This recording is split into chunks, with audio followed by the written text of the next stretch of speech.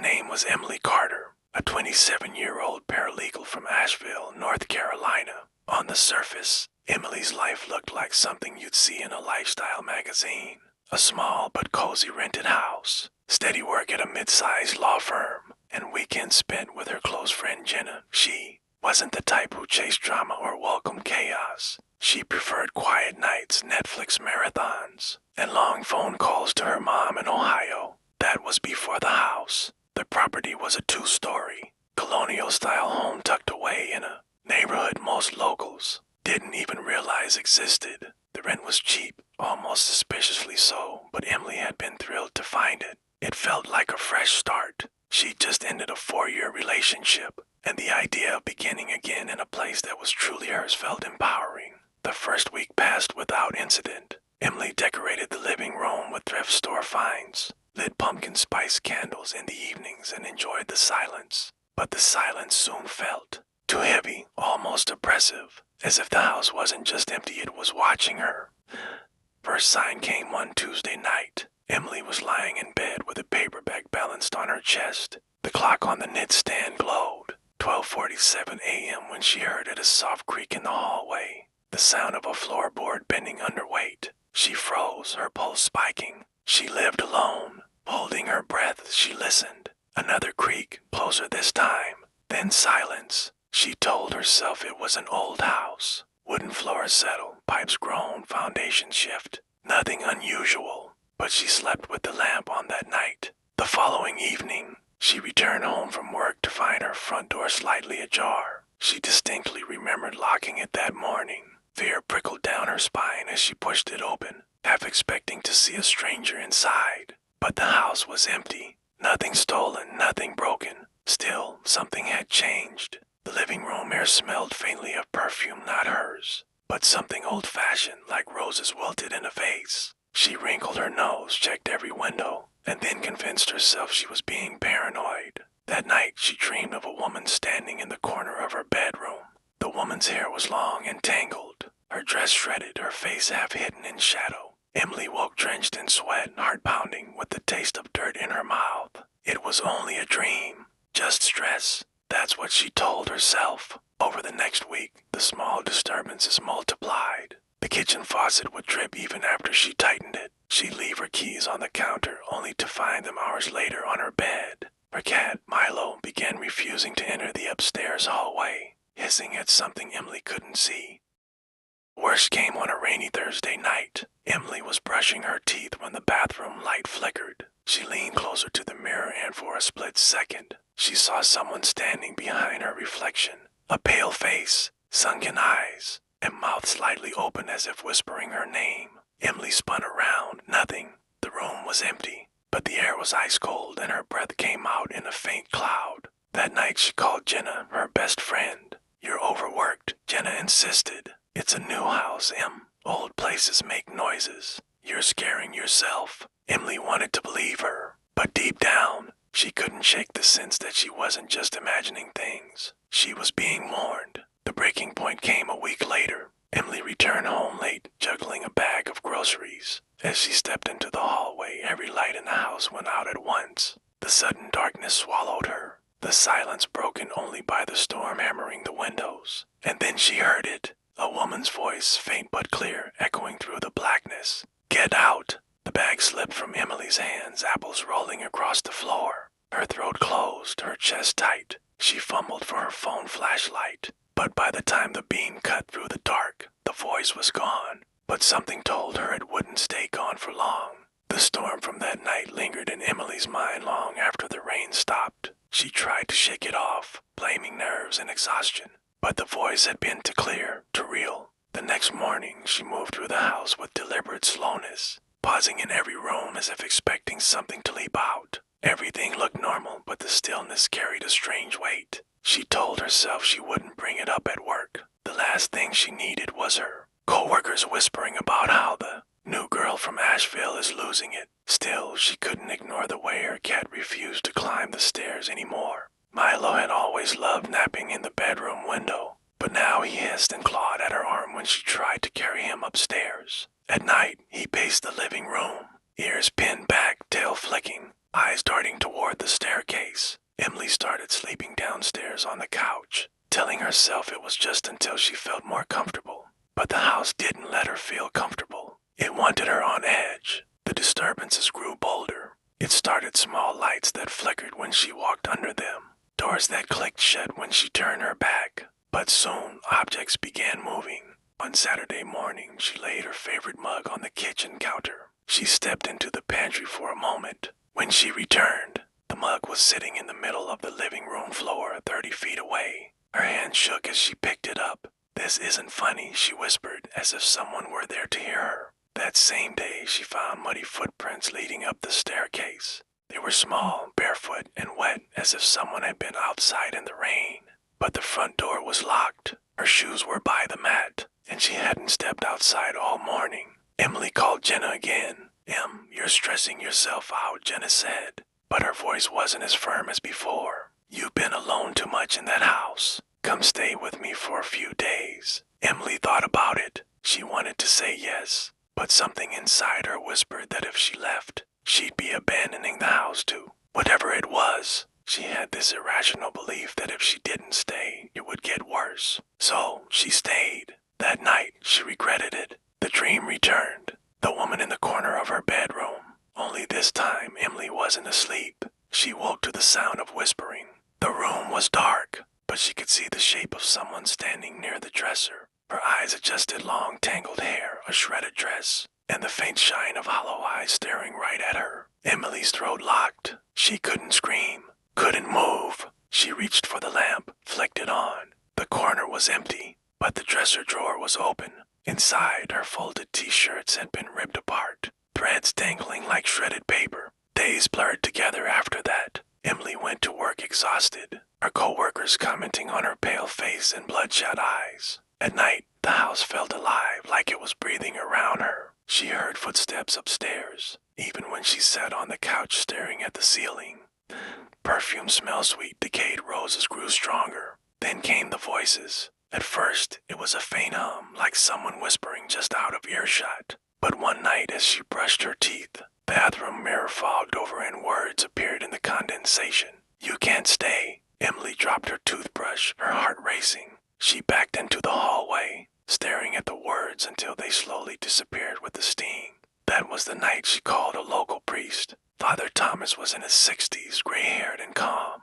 He arrived the next evening, carrying a leather-bound Bible and a bottle of holy water. Emily felt ridiculous explaining the events, but he listened without judgment. "Sometimes places hold memories," he said softly, looking around the house. "And sometimes those memories don't rest." He blessed the house, moving room to room, sprinkling holy water and murmuring Latin prayers. Emily followed, clutching Milo in her arms like a shield. For a moment, the house felt lighter. The silence wasn't so heavy. But that night things got worse. Emily woke to the sound of a woman screaming. It was so loud she bolted upright, convinced someone was in her room.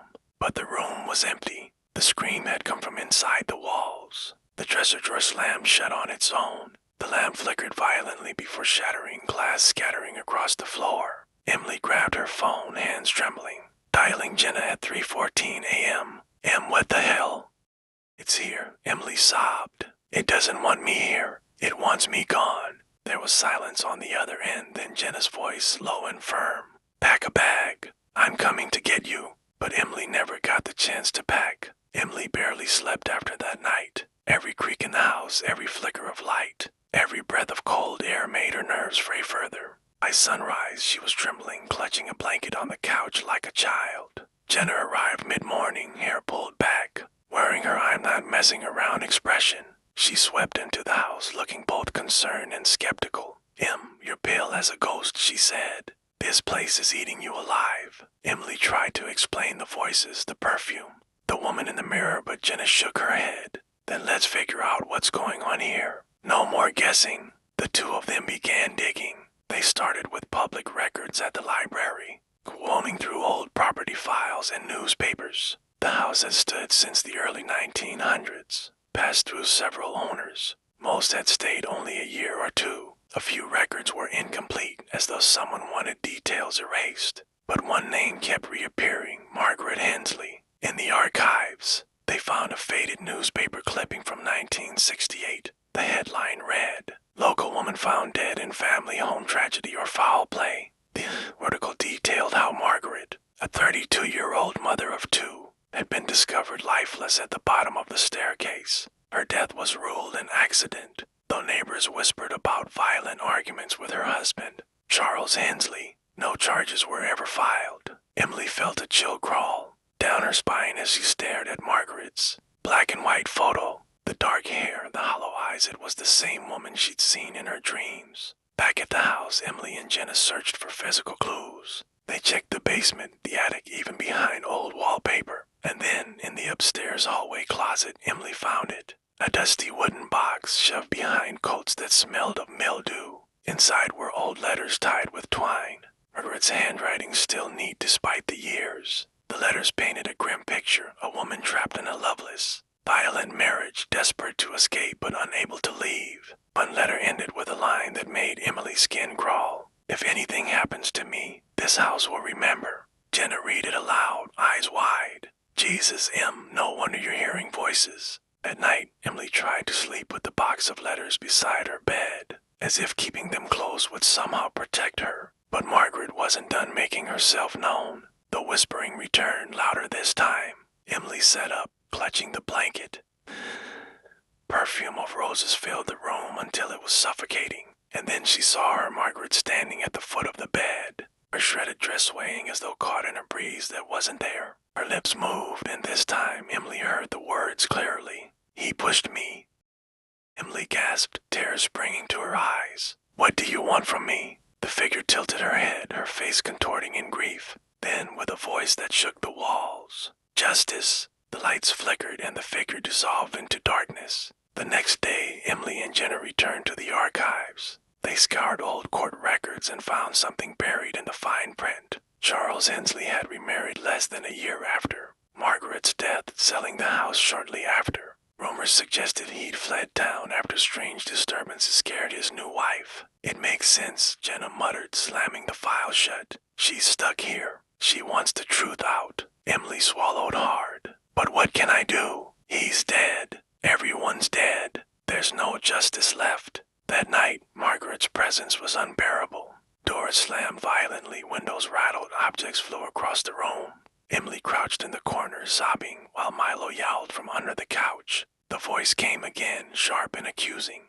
"You live here now. You know. Tell them, or stay with me." Emily realized then that Margaret wasn't just haunting the house. She was claiming it and anyone who dared stay inside. Emily made her choice. The next morning, she began writing Margaret's story, every detail from the letters, every piece of evidence from the archives. She typed furiously on her laptop, determined to publish it online, to let the world know what had really happened inside those walls. But as the sun dipped behind the trees, she noticed the house growing colder, the shadows stretching unnaturally long. Margaret wasn't happy. Emily hadn't finished her story yet, and Margaret wasn't going to wait. The house was no longer just haunted, it was angry. By the fourth week in her new home, Emily could barely function.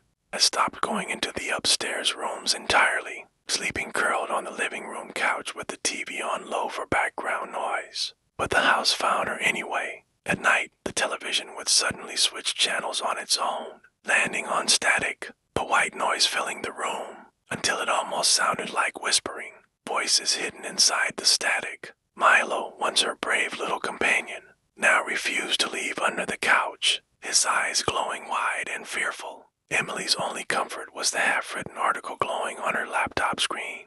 It documented Margaret's story, the abuse, the suspicious death, the silence of the town. She planned to finish it, publish it, and hope it would finally set Margaret free. But that night, Margaret came for her. The clock struck 3 a.m., the witching hour when the lights flickered and died. The house sank into complete blackness, broken only by the flash of lightning through the windows. Emily jolted awake on the couch. The air was so cold her breath fogged in front of her. The smell of roses was overwhelming, choking her throat. And then she heard it, the slow, deliberate creak of footsteps descending the staircase. Her skin crawled as she sat frozen, eyes locked on the shadows above.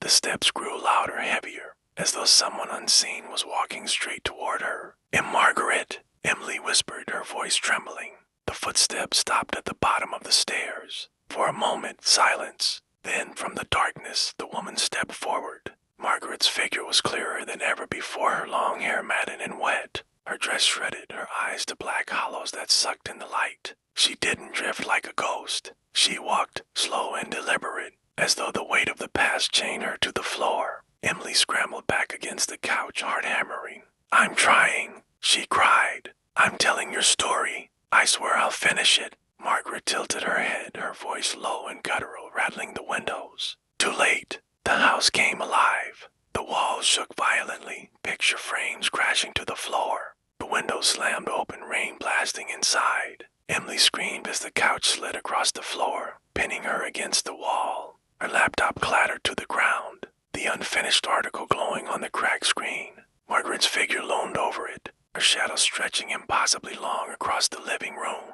Emily crawled toward the laptop, fingers reaching. "Please let me finish." But Margaret's cold hand clamped onto Emily's wrist. The touch was icy, burning straight into her skin like frostbite. Emily gasped, her lungs freezing as though the air had been ripped from them. Margaret leaned close, whispering words that made Emily's blood run cold. "Now you know how I felt." The next morning, Jenna arrived after Emily didn't answer her calls. She found the front door ajar, the house silent except for the dripping faucet in the kitchen. The living room was a wrecked, furniture overturned. Glass shattered, muddy footprints smeared across the floor. The laptop lay cracked, its screen frozen on a single sentence. Emily had managed to type before she disappeared. Her horror story must be told. But Emily was gone. No trace of her remained. Weeks passed. The landlord listed the house for rent again, the ad boasting historic charm and plenty of space. Curious. Locals whispered about the missing woman.